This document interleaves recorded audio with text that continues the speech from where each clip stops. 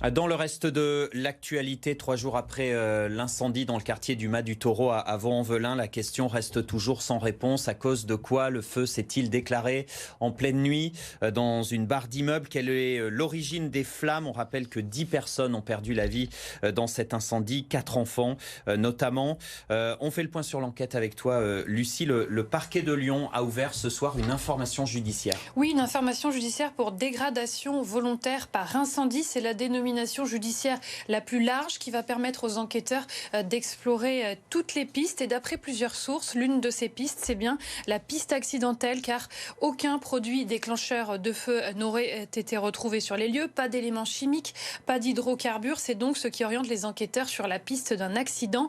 Sur ce point, tous les regards se tournent vers ceux qui squattaient ce hall d'immeuble.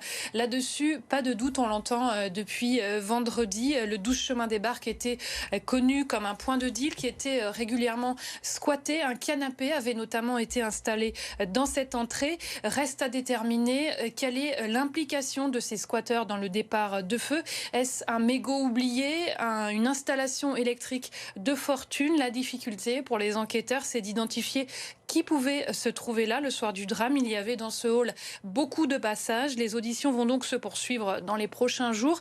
L'enquête a été placée sous l'autorité de 2 magistrats instructeurs. Par ailleurs, Lucie, on découvre petit à petit aussi le nom et l'histoire de toutes ces victimes qui ont péri dans l'incendie. Oui, on a appris aujourd'hui que 6 membres d'une même famille sont décédés dans cet incendie. C'est ce que révèlent en tout cas nos confrères du Progrès. Il s'agit d'une famille somalienne qui résidait au 4e étage, qui, pour fuir les flammes, a tout simplement sauté par la fenêtre. Une maman et ses 4 enfants. Il y a aussi cette jeune femme de 32 ans, Oumran, qui résidait au 2e étage avec son mari. Elle s'était installée là il y a un mois tout juste et elle a péri en cherchant à s'enfuir dans la cage d'escalier.